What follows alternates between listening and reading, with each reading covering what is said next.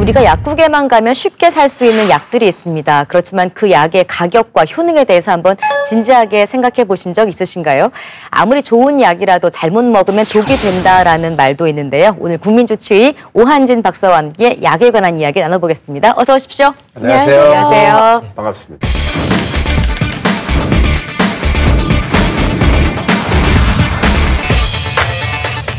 요즘에 약은 뭐 굳이 약국까지 안 가도 살 수 있는 약들도 많아요. 간단한 뭐 소화제나 진통제 같은 거는 슈퍼마켓 같은 데 가서도 살 수가 있잖아요. 이게 그렇죠. 도대체 기준이라는 게 어떻게 되어 있는 거예요?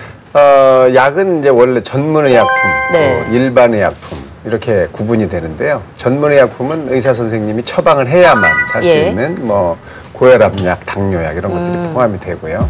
일반의약품은 사실상 상당 기간 동안 부작용 보고가 없어서 자 이건 안전하다 이렇게 확인이 된 약들을 얘기하는 거고요.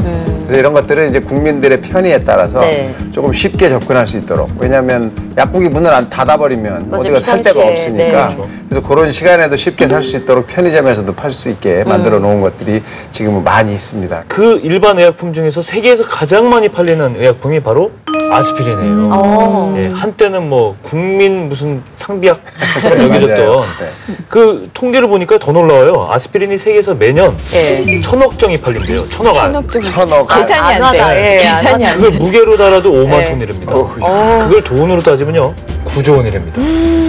1년에 전 세계 인구가 먹는 아스피린의 그 가격이 네. 9조. 이야. 엄청난 약. 아스피린은 정말 열을 떨어뜨리는 예. 해열제로 사용이 됐는데 이게 잘못 좀 알려줬어요. 심장마비와 뇌졸중에도 효과가 있다. 뉴스에도 나왔었어요. 그러니까 저도 얼마 전까지 그렇게 알고 있었어요. 진짜요? 그렇게 알려지면서 그냥 일반 정상인들도 그걸 정기적으로 복용하게 이른 거죠. 그런데 올해 5월에 네. 그 미국 그 식품의약국에서 이렇게 심장마비를 예방하기 위해서 이렇게 아스피린 먹어서는 절대 안 된다.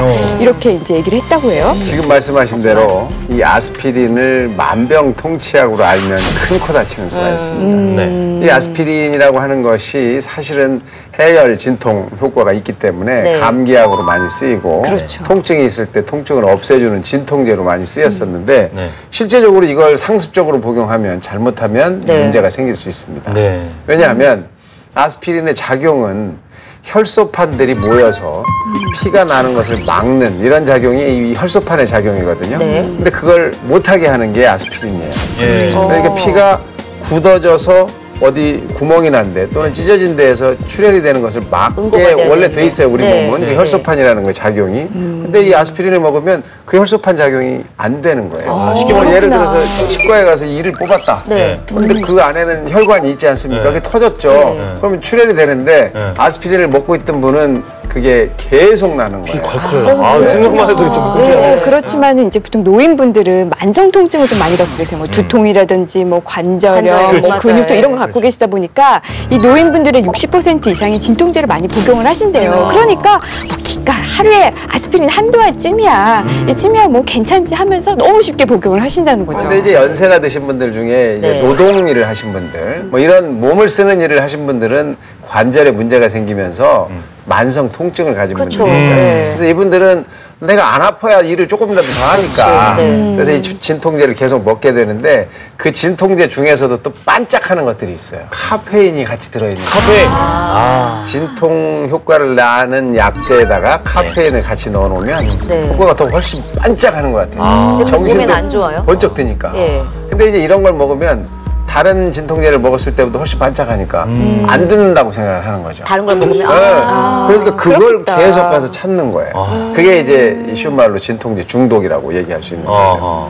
나이 들면 네. 굳이 노동을 안 해도 괜히 이거 여기저기 쑤시고 관절염 때문에 그렇죠. 약 많이들 네. 먹는데 특히 이 약국 가면 좋은 약 판다 이렇게 또 소문난 약국들도 있잖아요. 있어. 대박 대박약국이라고. 그렇죠. 예전에 많았어요, 예전에. 네. 어느 동네 무슨 약국 하면 대박약국. 어르신들이 이제 관절염 많이 앓으시잖아요. 그런데 이제 소문이 나는 거죠. 야, 저 약국에 가서 내가 관절염이 있다고 하니까 거기서 지어주는 약을 먹으면 정말 통증이 한순간에 사라져. 이렇게 소문이 나요. 막 이제 동네에서 막 다 사람들이 모이는 거예요. 전국에서 와요? 그렇죠. 저 전국에서. 약국. 그래서 막 1시간은 기다렸다 사고 그럽니다. 근데 정말 그걸 먹으면 통증이 사라지는 거예요.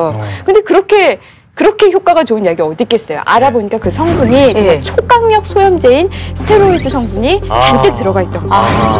굉장히 강력해요. 그래서 먹으면 금세 안 아파지거나 염증이 바로 가라앉습니다. 그런데 이건 오래 쓰면 쓸수록 사람을 망쳐요. 이 스테로이드는 식욕을 엄청나게 증가시킵니다. 아, 그래요? 그래서 약을 먹으면서 막 밥맛도 좋아지니까 네네. 사람들은 너무 좋잖아요. 노인들이 밥맛도 그렇지. 좋아지고 살아나네 내가. 뭐 살아있어 뭐 이렇게 되는데 이걸 계속 먹으면 뼈는 다 없어지고 아이고, 부작용이. 몸에 기름만, 지방만 많아져요.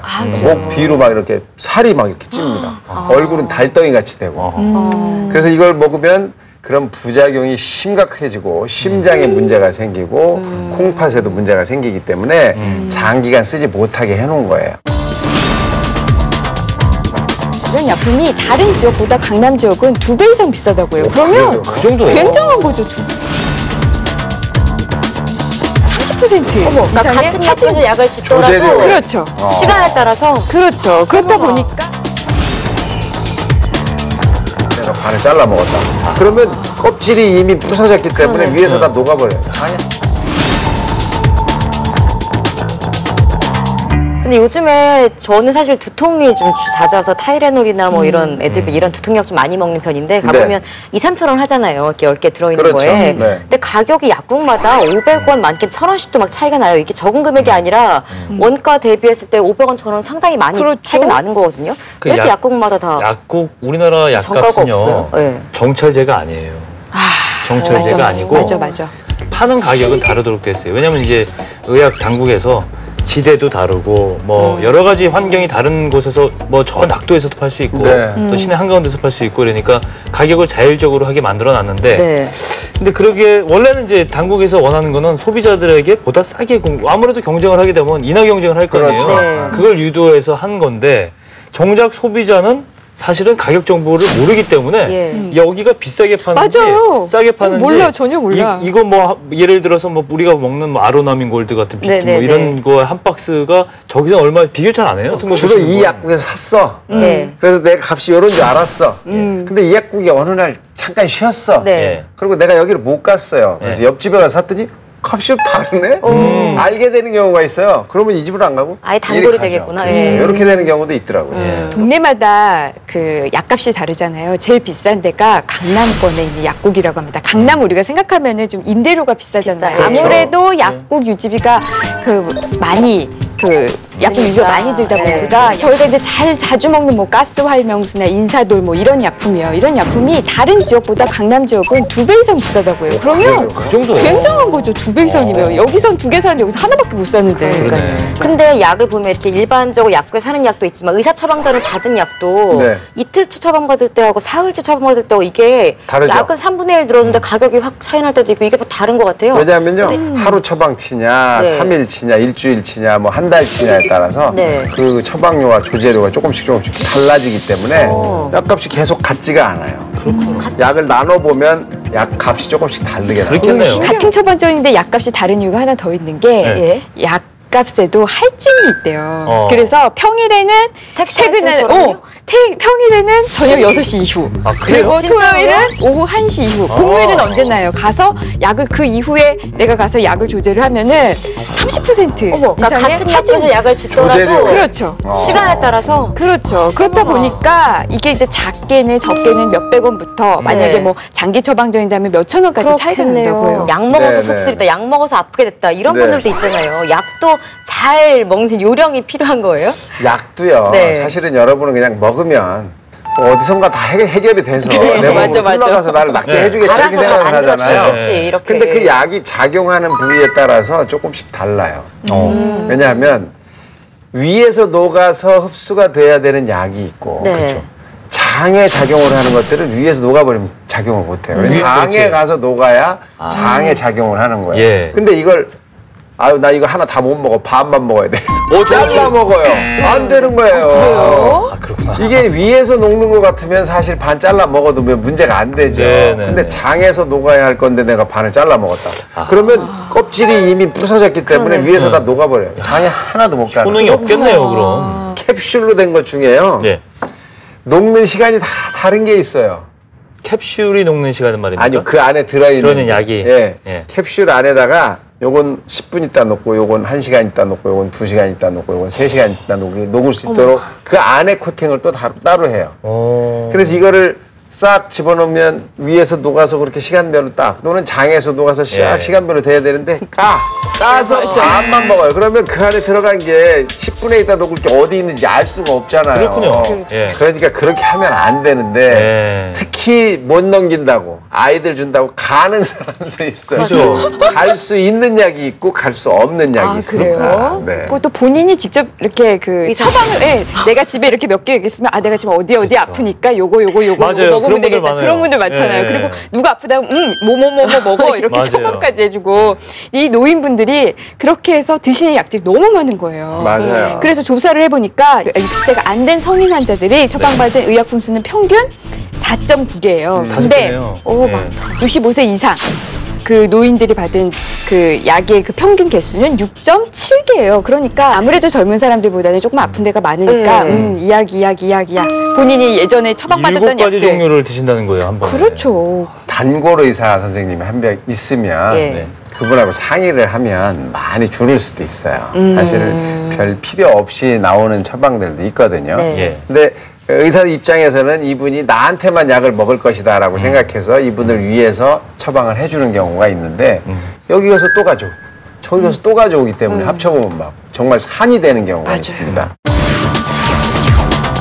먹으면 소화를 뭐 잘 시킬 수 있을까 그런 생각을 하면서도 그 소화액이 계속 잘 나오고 있는데 그 뭐가 무슨 효과가 있어요? 그렇겠네요.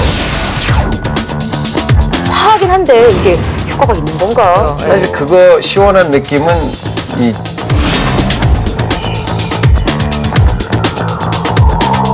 우리나라 국민들이 가장 많이 찾는 소화제가 있어요. 액상 소화제. 네, 뭔지 알 것 같아요. 그 중에서도 가스 얼명수? 그렇죠. 원래 활명수였죠. 네. 원래 활명수가 이 활명수가 원래 만들어진 거는 100년이 넘었대요. 그래서 저는 항상 그 먹을 때마다 이 진짜 효과가 이거를 있을까? 먹으면 소화를 뭐 잘 시킬 수 있을까 그런 생각을 하면서도 먹긴 먹어요. 그 맛있어서 그렇죠. 먹는 사람들도 있어요, 자, 주변에. 소화가 뭔지를 알면 이걸 먹을 건지 말 건지를 여러분들이 궁금하다. 알게 됩니다. 네. 소화라는 것은 여러분이 먹은 음식물을 네. 잘 믹스업하고 그다음에 소화액, 특히 위산이 나와서 그걸 완전히 녹여서 죽으로 만드는 과정을 소화라고 합니다. 네. 자, 그렇다면 잘 이렇게 섞이게 하려면 위가 움직여야 되고 그렇죠. 그다음에 위장 안에서 위산이 잘 분비가 돼야 돼요. 이 기능을 조절하는 건 뭐가 하느냐?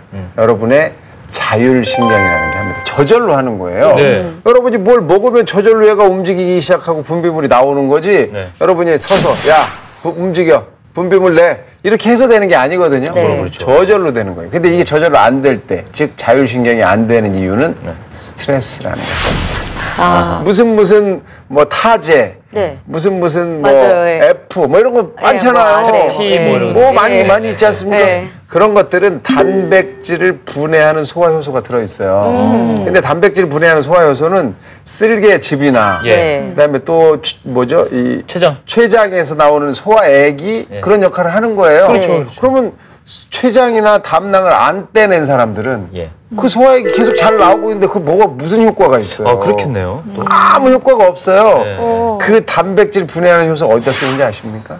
여러분들 이 와이셔츠 기세 찌든 때 요거 해결할 때 쓰면 돼요. 그 소화제를 빡빡빡 빻아가지고 뻑뻑뻑 빻아서 여기다 발라요. 또는 세탁기 안에다가 빡빡빡 빻은 걸 한 3개 정도 빻아가지고 같이 넣고 돌리면 표백 효과가 있어요? 아주 깔끔하게. 왜냐면 여기 붙어있는 게 단백질이에요. 때라는 게. 이게 너무 폄하하시다가 또 제약사들 항의받으시면 어떡하려고요. 제가 우리 소화제 먹을 때 효과 있는 것처럼 느껴지는 게 화하고 이런 것 때문이라 그랬잖아요. 근데 그 화한 느낌 때문에 우리가 또 효과 있다 느끼는 게 있어요. 그냥 파스. 피부를 통해서 진통제를 안으로 넣어주는 겁니다. 효과가 있어요. 그런데 먹는 것보다 적죠. 파스를 온몸에 도배를 하고 다니는 노인분들이 있어요. 주무시잖아요, 붙이고. 시원한 느낌 때문에 그렇게 하시는데 그렇죠. 사실 그거 시원한 느낌은 이 치료나 또는 아픔을 없애는 데는 전혀 효능이 없어요. 그냥 기분을 이렇게 좋게 해주는 거예요. 최근에 또 약에 배신감 느끼는 분들 계신데 바로 광고 한창 나오는 잇몸 약들. 이게 또 지금 문제가 되고 있다면서요. 식약처에서는 옛날에 등재된 약품들을 재검사를 하고 있어요. 그 약효를 재심사하는 데에 지금 잇몸약들이 포함이 되고 있습니다. 그렇죠. 정말 이게 효과가 있는 것이냐 또는 이게 정말로 우리가 약효를 인정할 만한 것이냐를 다시 확인하기 위해서 이걸 입증할 자료를 들이대라. 잇몸 치료제에 대한 재평가 지금 7년 만에 이루어지는 건데 네. 재평가가 들어간다는 소식이 전해졌을 때 이 관련 회사들의 주가가 일시적으로 약간 떨어졌어요. 그래서 왜냐? 허가 취소가 되면 못 파는 거예요, 정말. 제조도 못 하고 설사 지금 남아있는 제품도 약국에서 못 팔아요. 만약 팔거나 아예 아니면은 팔기 위해서 전시를 하거나 뭐 진열을 하거나 보관을 하고 있다고 해도 그것만 해도 벌써 5년 이하의 징역 2천만 원 이하의 벌금이에요. 굉장히 세요.